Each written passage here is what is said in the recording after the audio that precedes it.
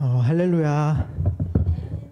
네, 아멘. 오늘 구름 타고 오실 예수님 이 시간에 다 같이 찬양하시겠습니다. 기쁨으로 박수 치시면서 찬양하시겠습니다.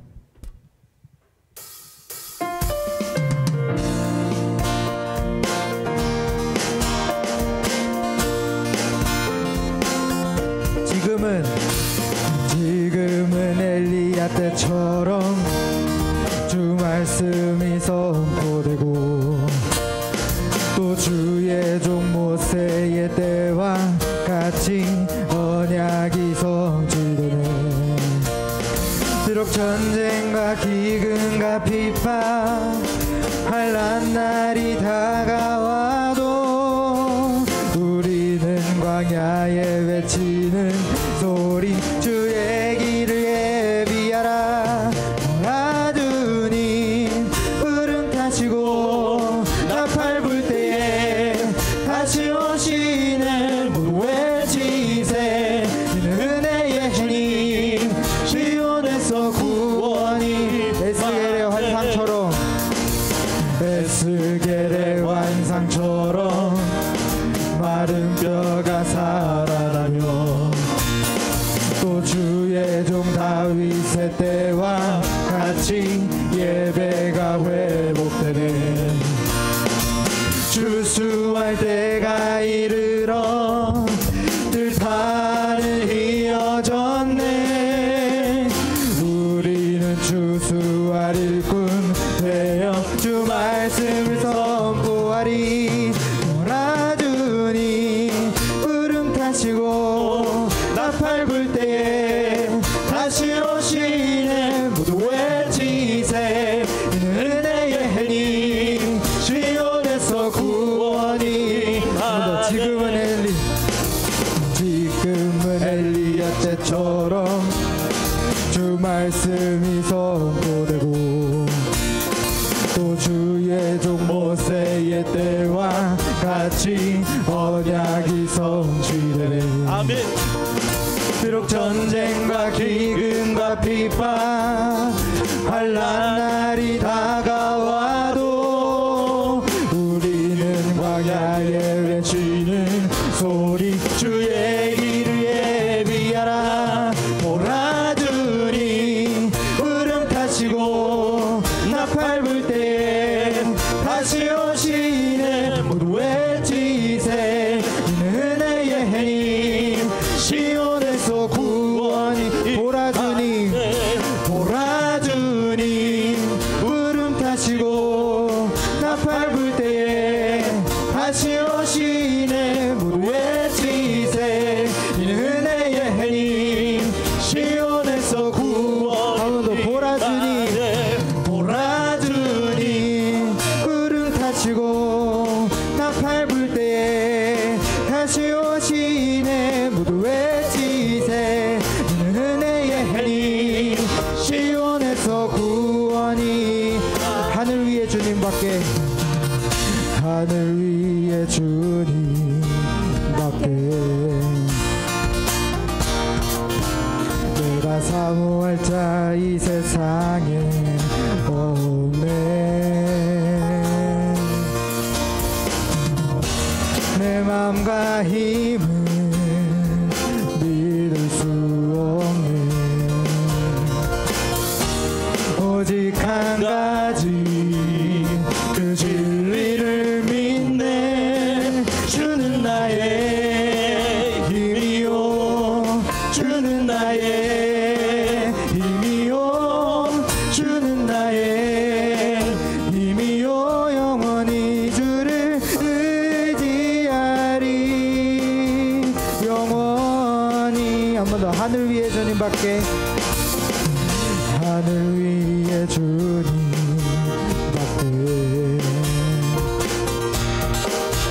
내가 사모할 자 이 세상에 없네.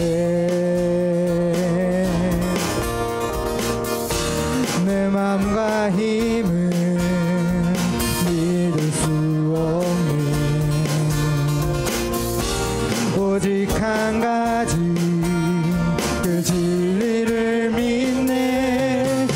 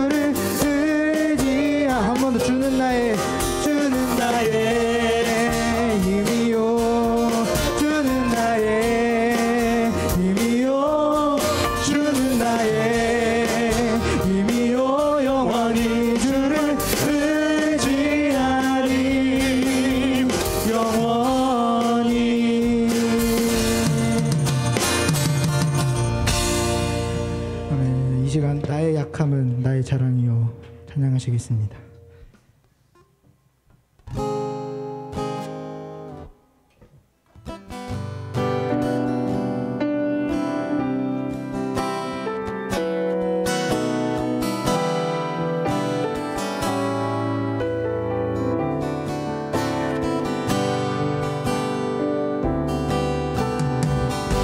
참 고마운 친구 나의 예수님, 나는 깨지기 쉬운 질그릇과 같으나 때론 낙심해도 포기치 않음은 예수의 생명이 내 안에 있기에 내 삶의 동행자, 내 삶의 동행자 나의 예수님, 나는 기대가 없는 어린 나귀 같으나 쓰러져도 다시 일어남도 예수의 생명이 내 안에 있기에 나의 약함은 나의 자랑이요, 나의 실패는 나의 간증이요, 나의 아픔은 나의 영광이 그 부르심 따라 내가 걸어갑니다. 참 고마운 친구, 참 고마운 친구 나의 예수님, 나는 깨지기 쉬운 질그릇과 같으나 때론 낙심해도 포기치 않음은 예수의 생명이 내 안에 있기에 내 삶의 동행자, 내 삶의 동행자 나의 예수님, 나는 기대가 없는 어린 나귀 같으나 쓰러져도 다시 일어남도 예수의 생명이 내 안에 있기에 나의 약함은 나의 자랑이요, 나의 실패는 나의 간증이요,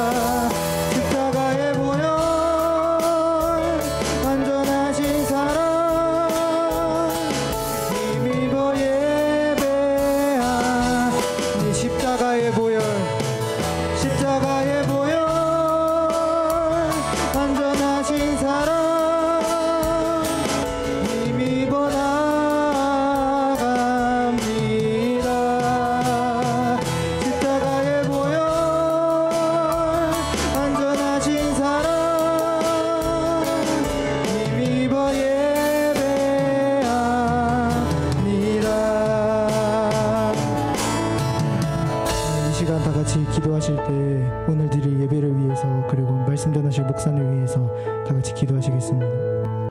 자, 오늘 제목은 내가 약한 것을 자랑하리라 라는 제목으로 말씀드리겠습니다. 사람들은 약한 것을 자랑하지 않습니다. 자신의 단점이나 어쩌면 결점들, 또 흑역사 같은 것들, 또 누구에게 공개하고 싶지 않은 것들은 잘 감추기도 하고 또 숨기기도 합니다. 드러내지 않습니다. 알리지 않습니다.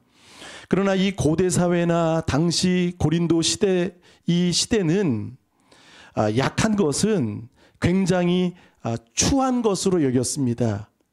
그리고 사람들의 손가락질을 받고 무시를 받고 그리고 인정을 받지 못했습니다. 따라서 그들에게는 자신의 자랑, 드러나는 것, 알리는 것, 그리고 자신을 피하라는 것, 광고하는 것, 이것이야말로 당시에 살아갈 때 사람들에게 인정을 받을 수 있고 또 살기에 또 편안하고 좋을 수 있다는 것이죠. 근데 오늘 바울은 이 서신을 통해 고린도 교회는 바울이 개척한 교회입니다.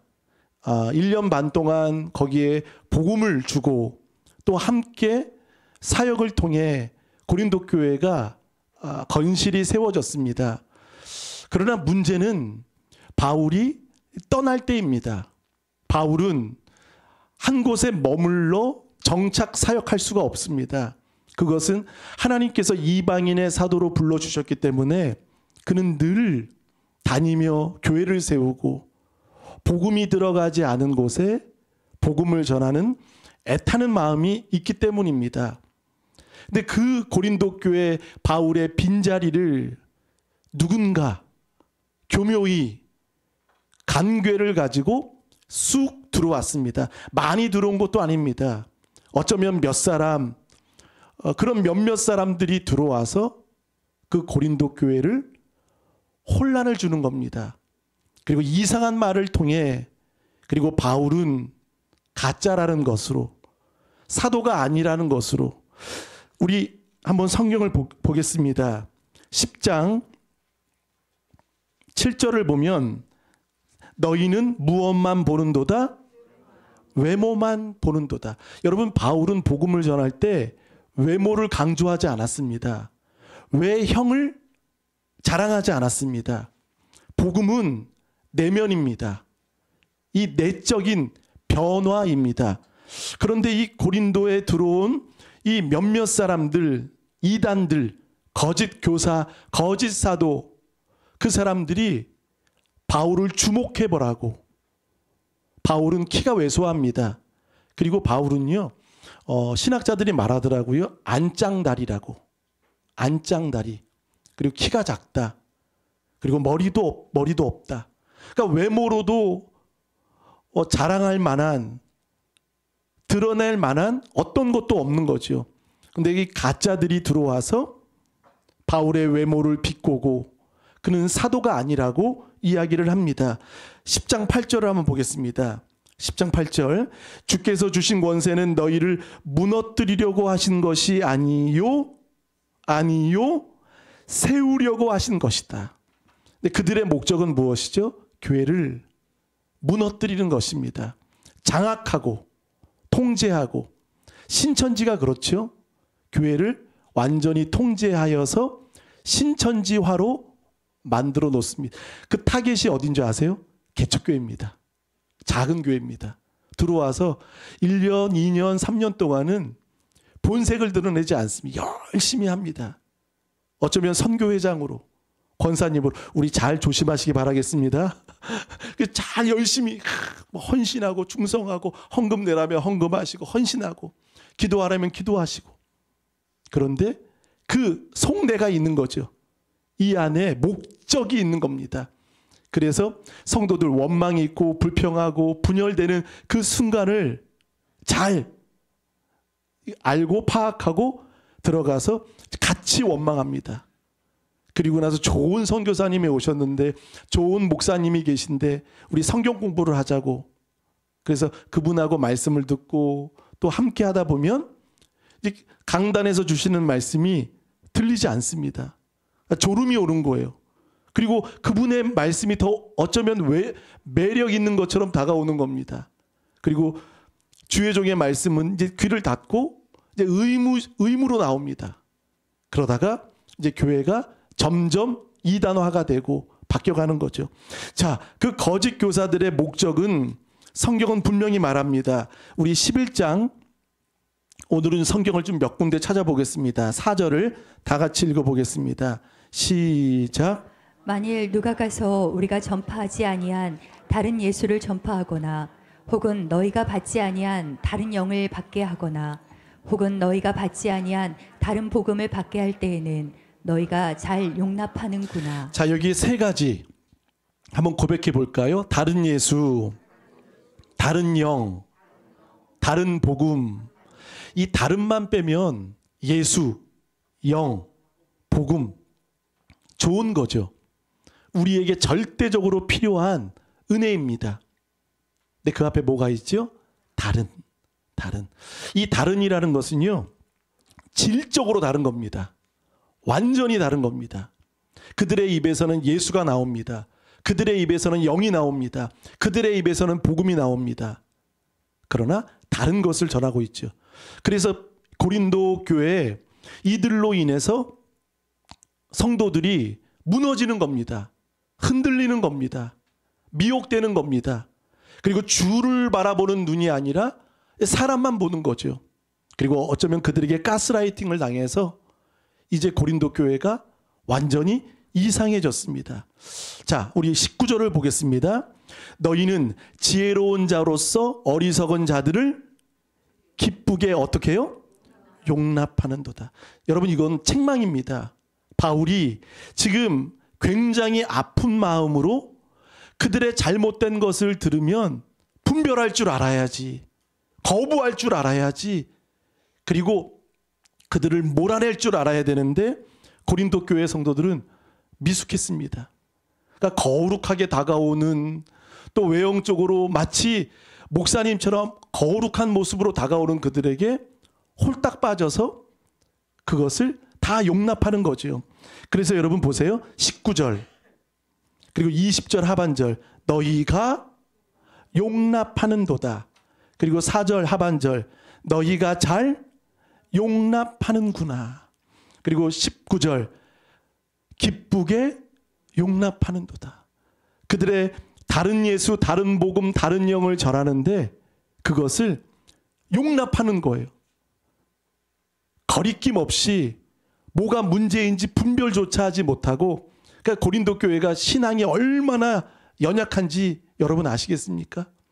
심지어 그들은요, 완전히 가스라이팅을 당해서 그들이 하는 말, 목소리 큰 것에 그들은 빠져서 용납한 결과가 나옵니다. 20절을 한번 다 같이 읽어보겠습니다. 20절 시작. 누가 너희를 종으로 삼거나 잡아먹거나 빼앗거나 스스로 눕히거나 뺨을 칠지라도 너희가 용납하는도다. 자, 이제 그들은 고린도 교회는 지혜를 잃어버렸습니다. 여러분, 여기에 용납한 결과 5가지의 동사가 나옵니다. 누가 너희를 종으로 삼았다. 두 번째, 그들은 어떻게 했다? 잡아먹었다.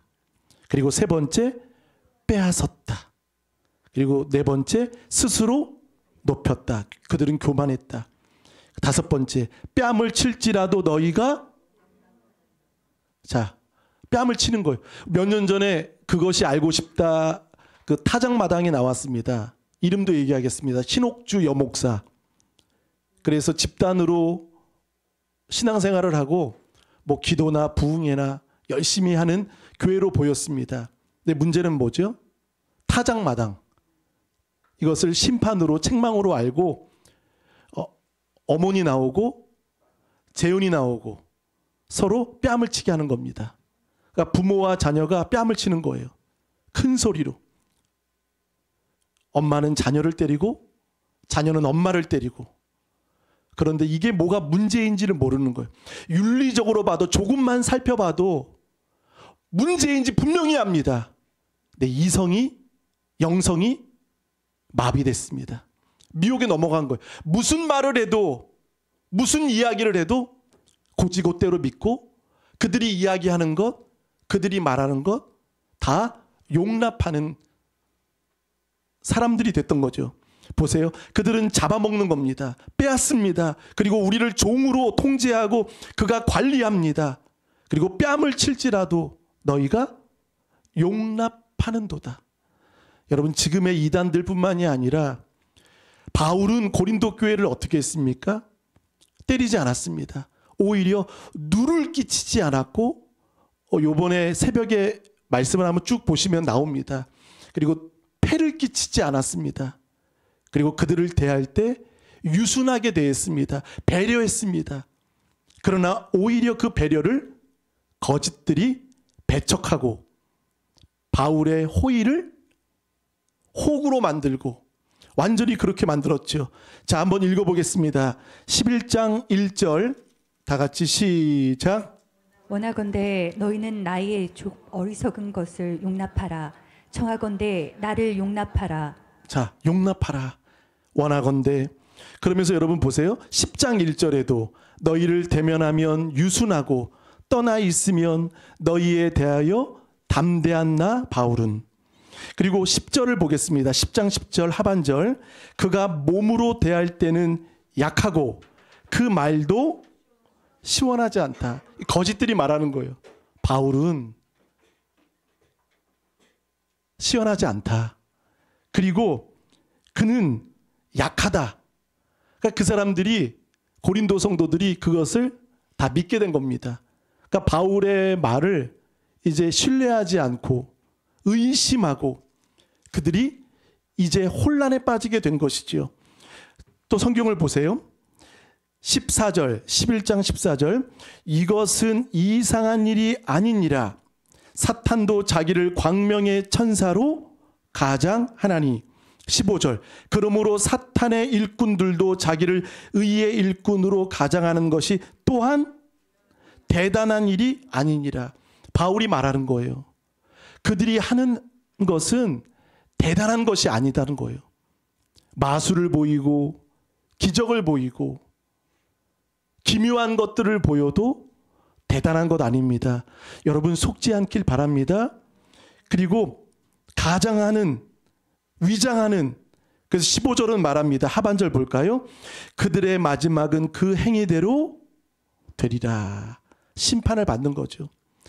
근데 바울은 오히려 약하게 다가가고 망가지는 모습으로 대한다는 것이죠. 저는 사랑은 그렇게 정의하고 싶습니다. 한번 고백해 봅니다. 사랑은 망가지는 것입니다. 망가지죠. 저 사모하고 아내하고 연애할 때 제가 망가졌습니까? 완벽한 모습을 보여줬겠습니까? 그러니까 사모가 모성이 막 나오는 거예요. 모성이. 자꾸 넘어지고 실수하고 또 늘 아프고 하니까, 사랑하는 여러분, 사랑은요 망가지는 겁니다. 우리 아빠와 아들이 어릴 적 팔씨름하면 이기는 아빠가 있습니까? 없습니까? 그 눈치 없는 아빠죠. 그렇죠? 항상 이겼다 하면 이 아들이 얼마나 위축되고 아빠가 믿겠습니까? 항상 아빠는 지는 거예요. 망가지는 거예요. 그렇죠? 그러니까 바울은요 그들에게 유순하게 다가가고 또 대면할 때는 용납하라. 그리고 누를 끼치지 않고 폐를 끼치지 않고 그들을 배려하고 섬세하게 하는 그것을, 오히려 가짜들은 리더십이 없다고, 카리스마가 없다고, 뭔가 영적인 영성이 없다라고 막 바보 취급하는 겁니다. 외모를 보라고, 저의 모습을 보라고. 그러니까 고린도 성도들이 거기에 홀딱 빠진 거예요. 여러분, 히틀러도 그렇다고 합니다. 히틀러 앞에 서면 사람들이 다 집중하는 그런 카리스마가 있대요. 김일성에게도 있대요. 신천지 이만희에게도 있대요. 근데 최 목사에게는 없네요. 할렐루야. 이 가짜들, 독재자들, 여러분 정광훈 씨 보세요. 얼마나 카리스마 있습니까? 얼마나 사람들 들었다 놨다. 여러분, 그러나 하나님을 모독하는 그것들, 여러분 옳은 일입니까? 오히려 저는 무명의 그리스도인, 알아주지 않아도 알려지지 않아도 오히려 골방에서 나라와 민족을 위해 애타고 기도하는 그 주의 종이 있기를 바라겠습니다. 되기를 바라겠습니다. 사람들을 여러분 숫자에 현혹되지 마십시오. 유튜브 조회수, 숫자, 대세 중요하지 않습니다. 하나님은 완벽한 자를 원하시지 않습니다. 오히려 있는 모습 그대로 나의 약함을 주님께 고백하고 아뢰는 자를 하나님은 찾으십니다. 완벽한 자 되지 않길 바라겠습니다. 하나님은 약한 자를 완전한 자로 세워주십니다. 자, 한번 읽어보겠습니다. 28절, 11장 28절 시작. 이 외의 일은 고사하고 아직도 날마다 내 속에 눌리는 일이 있으니 곧 모든 교회를 위하여 염려하는 것이라. 빌립보서 4장 6절에 보면 아무것도 염려하지 말라라고 누가 얘기했습니까? 바울이 얘기했습니다. 염려하지 마라. 염려하지 마라. 근데 바울은요, 오늘 이상한 말을 하고 있어요. 설교 때는, 복음을 전할 때는 염려하지 마십시오. 그런데 본인이 염려하고 있어요. 자, 28절 보세요. 이 외의 일은, 자, 이 외의 일은 그 나중에 제가 말씀을 드리겠지만 고사하고 아직도 날마다, 한번 고백합니다. 아직도 날마다 있다는 거예요. 그게 아직도 있다는 거예요. 그리고 날마다 있다는 거예요. 매일 있다는 거예요. 그러면서 내 속에 눌리는 일이 있으니, 눌리는 일은 이 원문을 보면 그겁니다. 숨이 멈추는 겁니다. 그 정도로의 그 마음의 고통입니다. 슬픔이에요. 눌림이 있다. 곧 모든 교회를 위하여 무엇하는 것이라? 염려하는 것이라. 바울의 먼저가 무엇이죠? 29절에는 누가 약하면, 누가 실족하게 되면, 자, 누군가를 말하지만 교회에 바울에게는 가장 염려는 먼저가 무엇입니까? 교회입니다. 교회를 위하여 염려하는 것이라. 우리는 교회 비판할 줄 알지, 비난할 줄 알지만 교회를 염려하지 않습니다. 관심이 없습니다. 자기 중심으로 살아가는 거죠. 이단들은 그거를 얘기하는 겁니다. 고린도 교회 성도들의 이 모임, 교회 공동체를 흐트러 놓고 너에게 집중하라고, 너에게 손해가 되면, 너에게 이익이 되지 않으면 그들은 어떤 자들입니까? 기회주의자들이지요. 자, 한번 성경을 보겠습니다. 성경에 보면 12절 나는 내가 해온 그대로 앞으로도 하리니 기회를 찾는 자들이 그 자랑하는 일로 우리와 같이 인정받으려는 그 기회를 끊으려 함이라. 자, 이 거짓들은 목적이 무엇이죠? 기회 따라온 것입니다. 그러니까 바울이 자신의 약함을 이야기하는 것은 결국 무엇이죠? 그들의 그 기회를 차단하기 위해서, 그들의 실체를 드러내기 위해서 바울의 약함을 말하면서 그 거짓 교사와 이단들의 미혹들을 차단하고 끊으려고. 그들은 어떤 사람들입니까? 기회를 찾는 사람들입니다. 그러나 바울은요, 사도, 아포스토톨로스, 이 말은요, 보내심을 받은 자라는 겁니다. 보내심을. 그러니까 바울은 자기가 가고 싶어서 원대로 가는 게 아니라 하나님이 가라 하시는 곳에 가는 자가 바울입니다. 그리고 여러분입니다. 근데 기회주의자들은 어떻죠? 사도라는 단어가 없어요. 가고 싶은 대로. 자기가 중심이에요. 오고 싶지 않으면 오고 싶지 않고, 하고 싶지 않으면 하지 않고, 자기가 중심이라는 거죠. 그러나 바울은요, 원하지 않아도, 가고 싶지 않아도 사도로서 부름을 받았기 때문에 그 길에 바울은 간다는 거죠. 자, 그러면서 바울은 이런 이야기를 합니다.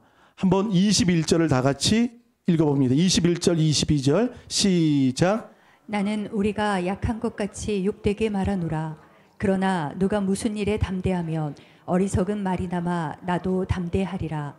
그들이 히브리인이냐 나도 그리하면 그들이 이스라엘인이냐 나도 그러하며 그들이 아브라함의 후손이냐 나도 그러하며.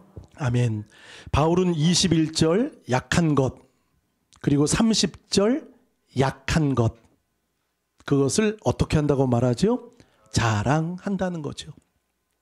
근데 이 자랑을 사실 바울은 자랑하는 것을 원치 않습니다. 근데 왜 그들에게 11장 1절에 용납하라 용납하라 할 정도로 왜 자랑을 끄집어낼까요? 그것은 고린도 교회의 수준을 맞추기 위해서입니다. 이 거짓들이 자랑하는 그것을 바울도 똑같이 하는 것 같지만, 그러나 결과적으로 바울은 자기를 자랑한 적이 없습니다. 십자가를 자랑했고 고난을 자랑했고 약함을 자랑했습니다. 그럼 하나님의 은혜가 임할 줄 믿습니다. 그래서 바울은 그들의 수준에 들어가는 거예요. 그들의 수준에 맞추면서 나도 용납하라 그러면서 자랑하겠다. 자, 그러면서 여러분 22절 보세요. 그들이 히브리인이냐 나도 그러하며 그들이 이스라엘인이냐 나도 그러하며 그들이 아브라함의 후손이냐 나도 그러하며. 여러분 나도라는 말이 몇 번 나오죠? 3번 나와요.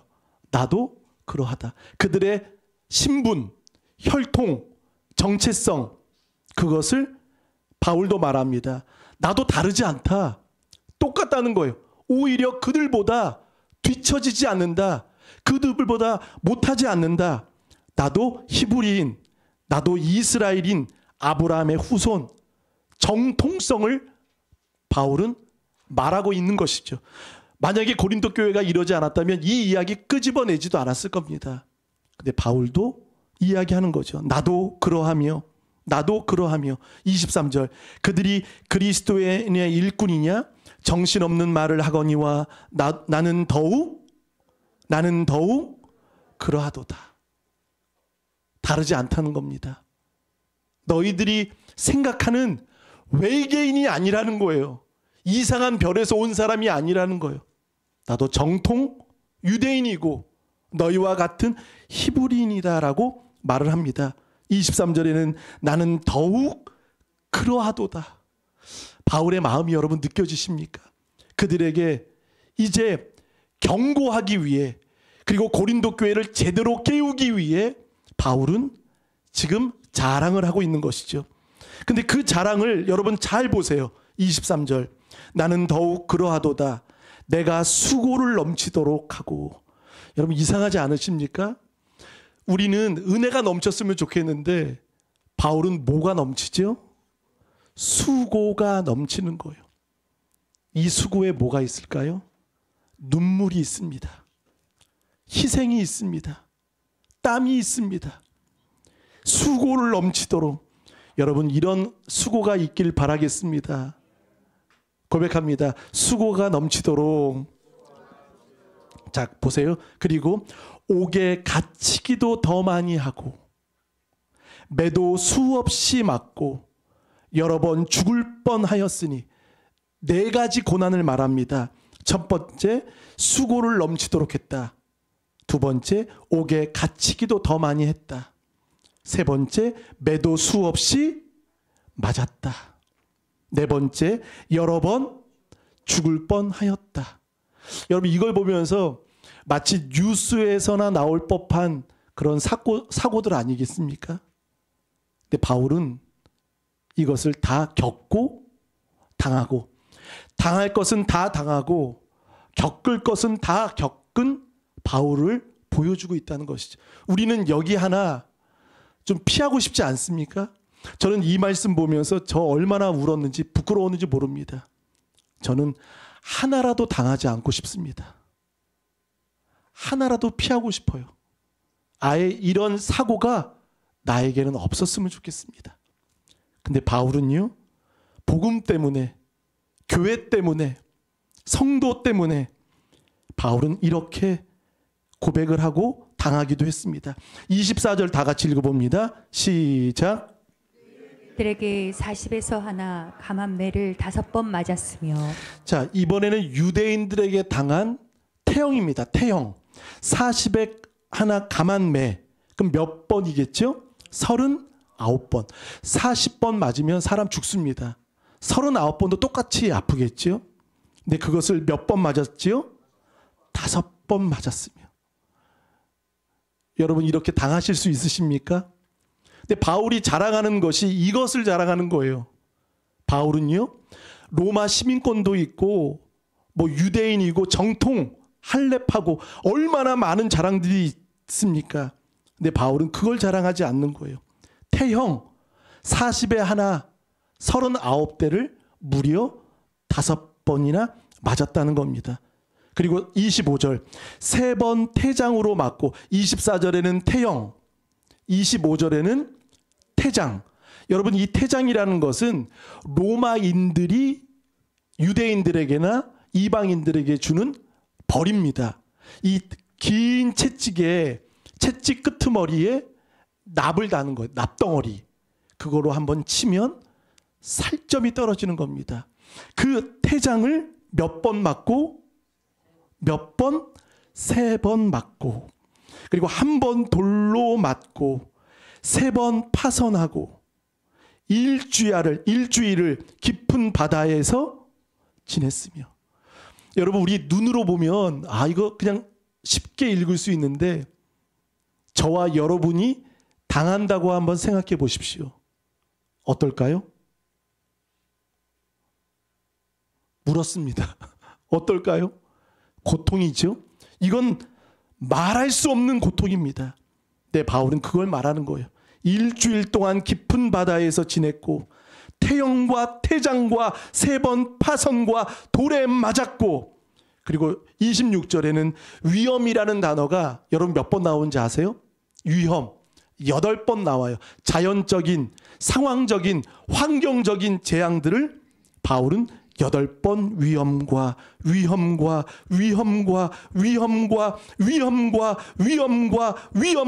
위험을 당하고.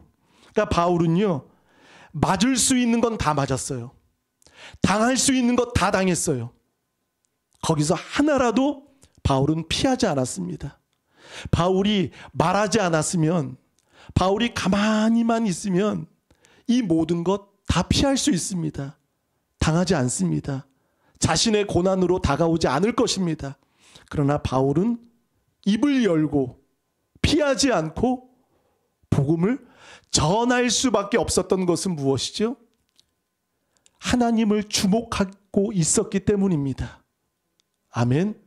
하나님을 주목하고 하나님을 바라보는 사람은 내게 오는 고난을 외면하지 않습니다. 피하지 않습니다. 그러나 거짓 이단들은 기회주의자들입니다. 자기 길을 갑니다. 힘들면 피하고 아프면 위기되지 않으면 기분이 상하면 멈추고 자기 마음대로 해요. 그러나 바울은 보세요. 12절 나는 내가 해온 그대로 고백합니다. 앞으로도 하리니. 뭐죠? 당한 고난들도 계속 당하겠다는 것입니다. 주님을 살아가는 바울이겠죠. 자, 한번 읽어보겠습니다. 27절 읽겠습니다. 시작. 또 수고하며 애쓰고 여러 번 자지 못하고 줄이며 목마르고 여러 번 굶고 춥고 헐벗었노라. 수고하고 애쓰고 여러 번 자지도 못하고 줄이며 못 먹는 거죠. 목마르고 여러 번 굶고 춥고 헐벗었도다. 그가 누굽니까? 바울입니다. 할렐루야. 진정한 지도자는요, 진정한 영적인 목회자는요, 이런 마음이 일어나야 될 줄 믿습니다.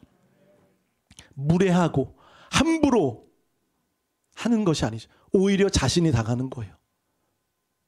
자신이 아파하는 거예요. 그리고 교회를 세우기 위해 피하지 않고 오히려 거짓들을 맞서서 자신의 자랑을 이야기하며 오히려 그들의 그 거짓들을 들통나게 실체가 그들을 밝히고 있는 것을 지금 보고 있습니다. 바울은 지금 고난을 계속 열거하는 것은 자랑하기 위함이 아닙니다. 그러면서 이 외적으로 당한 고난들을 지금 열거하고 그러면서 28절 보겠습니다. 이 외의 일은 고사하고 아직도 날마다 내 속에 눌리는 일이 있으니 곧 모든 교회를 위하여 염려하는 것이라. 내적인 고통을 말합니다. 외적인 고통은 다 당했습니다. 그리고 이번에는 내적인 고통이라는 거예요. 마음의 고통을 28절, 29절에 바울은 말합니다. 29절 읽어볼까요? 시작. 누가 약하면 내가 약하지 아니하며 누가 실족하게 되면 내가 애타지 아니하더냐. 아멘. 교회를 위한 염려. 바울은 교회가 무너지는 것을 원치 않았습니다. 우리 이런 마음이 우리들도 회복되길 바라겠습니다. 우리 손가락질 하는 건 쉽습니다. 그렇죠? 손가락질은 쉽습니다. 비난하는 거 쉽습니다. 근데 그 손가락이 여러분 좀 바뀌었으면 좋겠어요. 어떤 손가락으로요? 아픈 손가락으로 바뀌길 바랍니다. 아멘. 손가락질 하지 마시고 아픈 손가락 되시기를 축복합니다. 바울은 교회를 위하여 염려하는, 많은 사람들에게는 염려하지 말라고 했던 바울에게는 자신은 아직도 날마다 교회가 무너지고 성도들이 떠나고 성도들이 미혹당하고 성도들이 이단에 넘어가고 이것에 바울은 지금 눌리는 마음으로 염려하고 있는 것입니다. 한국 교회를 위해 여러분 염려해 주시기를 바라겠습니다. 교회를 염려해 주십시오. 그리고 29절에 누가 약하면 내가 약하지 아니하며 누가 실족하게 되면 내가 애타지 아니하더냐. 이 애타다라는 말은요, 마음에 들끓다, 불타다, 그런 뜨거운 마음이라는 거죠. 저는 이 마음을 보면서 성경의 인물이 두 명이 생각이 났습니다. 그가 누구입니까? 느헤미야입니다. 한번 성경을 보겠습니다. 느헤미야 2장 1절.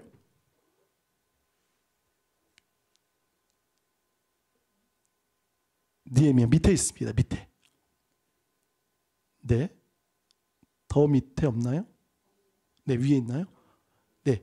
1절. 성민이가 좀 해줄래요? 네. 1절 다 같이 시작. 아닥사스다 왕 제20년 니산월에 왕 앞에 포도주가 있기로 내가 그 포도주를 왕에게 드렸는데 이전에는 내가 왕 앞에서 수심이 없었더니.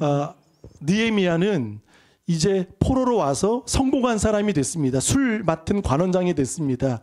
그런데 누군가가 1장에 페르시아에 와서 예루살렘이 불탔다, 무너졌다라는 말을 누가 들었죠? 느헤미야가 들은 거예요.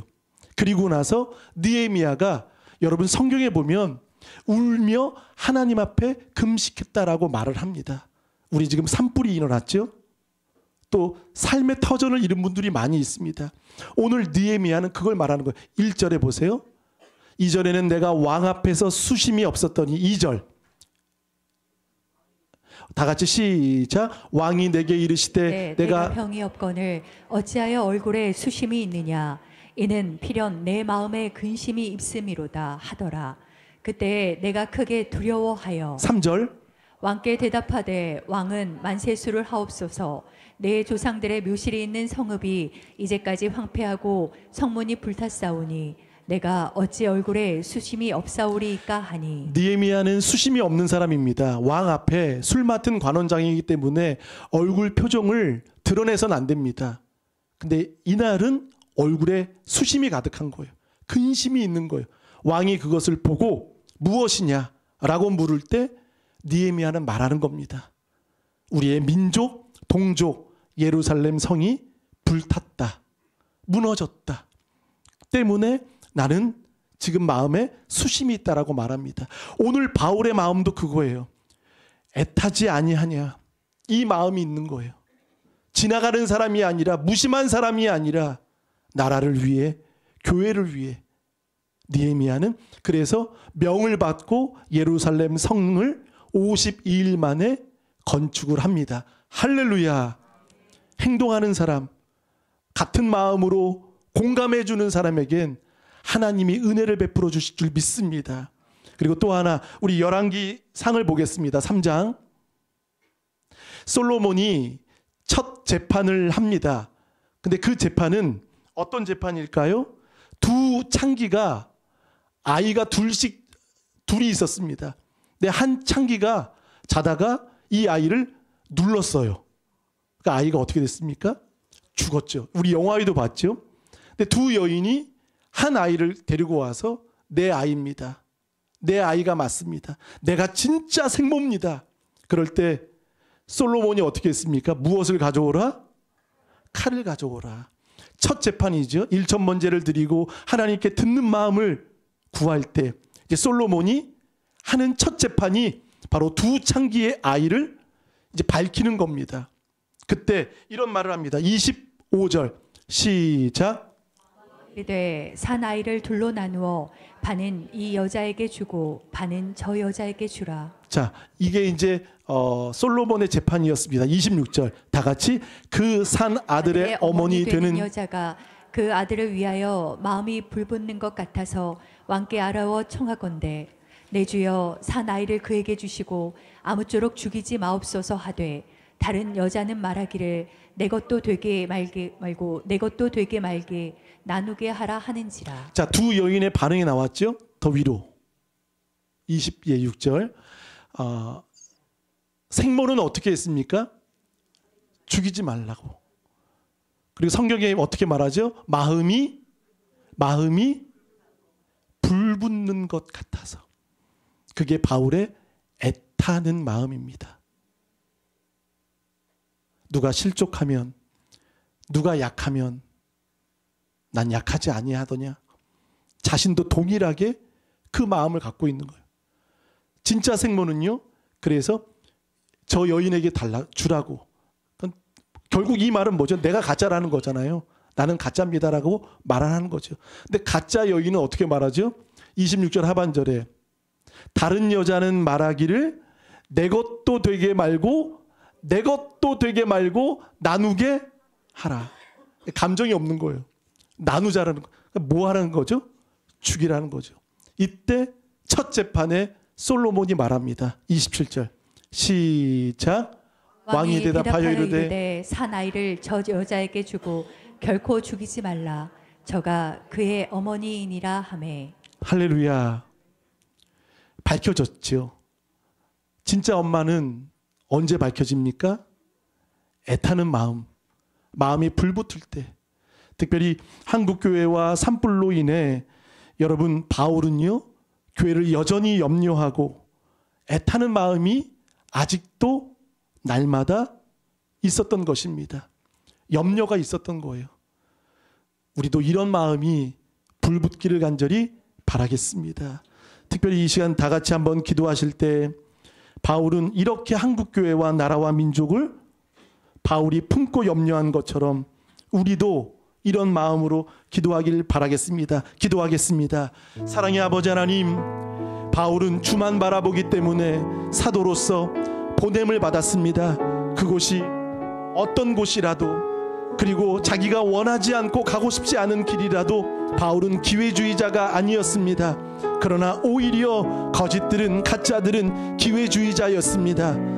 그들은 자신의 유익이 아니면 얼마든지 도망가고 피하고 유익이라면 뺨을 치고 빼앗고 그리고 교만하고 자신의 마음대로 했습니다. 그러나 바울은 아버지 하나님 누를 끼치지 않고 폐를 끼치지 않고 그리고 그들을 섬기기 위하여 오히려 자비량으로 천막을 치며 무보수로 고린도 교회를 섬겼습니다. 그러나 그들은 외모를 비방하고 또한 여러 가지로 말미암아 바울의 마음을 힘들게 하였습니다.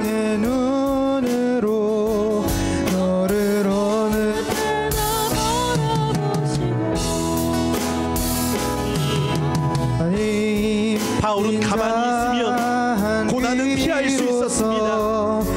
주님을 만나기 이전에는 그는 자랑할 것이 많이 있었습니다. 그러나 그것을 배설물로 여기고 그리스도를 얻고 빛을 비춰주시고 너의 작은 신음에도 응답하시니 너는 어느 곳에 있든지 주를 향하고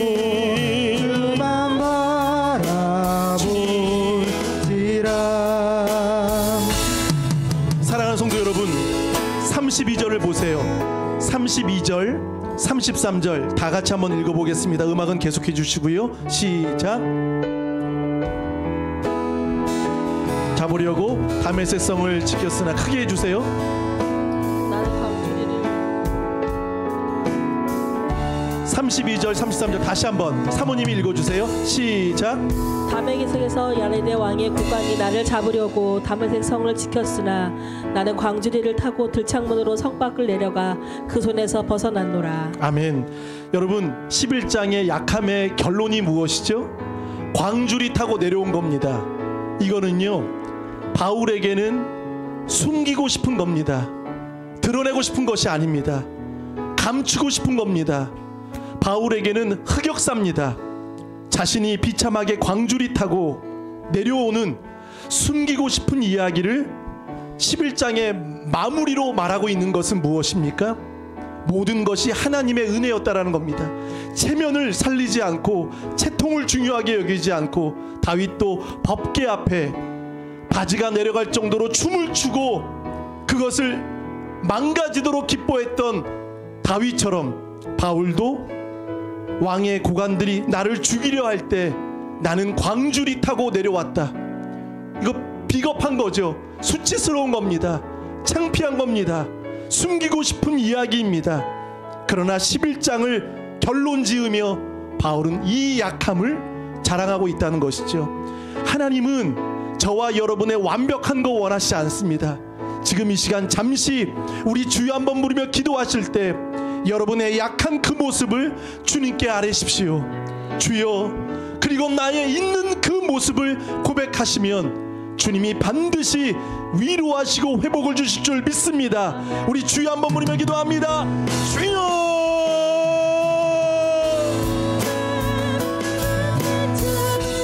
주시고 너의 작은 신음에도 응답하시니 주님, 나의 약한 것을 자랑하리라. 그리스도 주 안에서 아버지 하나님, 애타는 마음, 염려하는 마음, 교회를 향한 염려하는 마음과 누가 실족하면, 누가 약하면 내가 약하지 아니하더냐, 누가 실족하게 되면 내가 애타지 아니하더냐. 하나님, 우리 이 마음 너무나 잃어버렸습니다. 오히려 이 마음 없이 살아가고 있습니다. 주님, 나라를 위하여 기도합니다. 산불로 피해로 인하여 주님, 우리가 같은 마음으로 기도하기를 원합니다. 주님,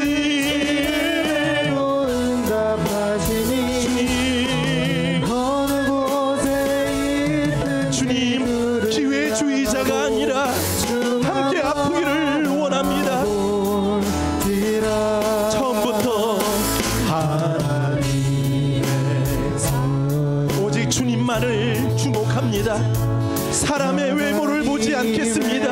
평안을 바라보는 자, 너의 모든 것 창조하신 우리 주, 너를 얼마나 하나님께 찬양과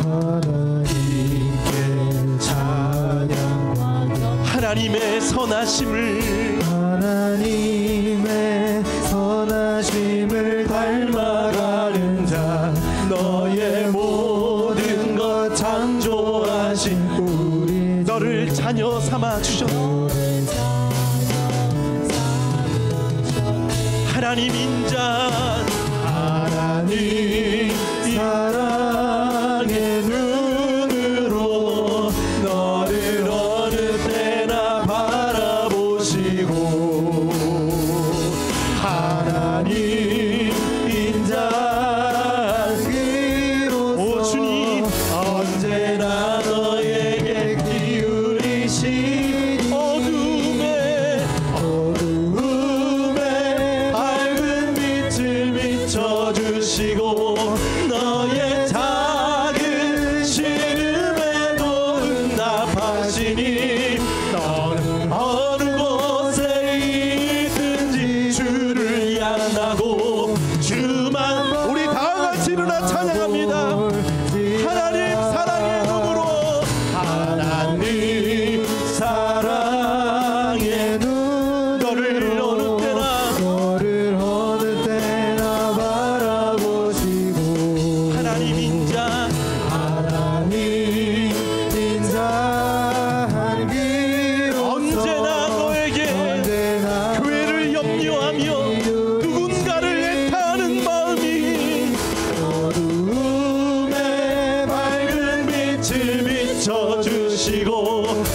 너의 작은 신음에도 응답하시니 너는 어느 곳에 있든지 주를 향하고 주만 봐. 우리 한번 두 손 높이 들고 목소리로만 하나님 사랑해, 하나님 사랑의 눈으로 너를 어느 때나 바라보시. 하나님 인자 비로소 하나님 인자한 비로소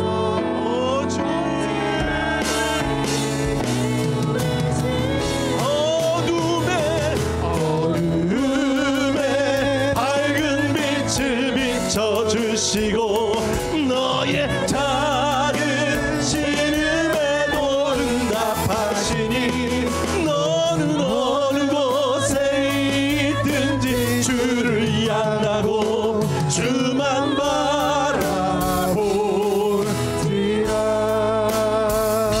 사랑의 주님, 바울에게는 두 가지 마음이 있었습니다. 아직도 날마다 내 속에 눌리는 일이 있으니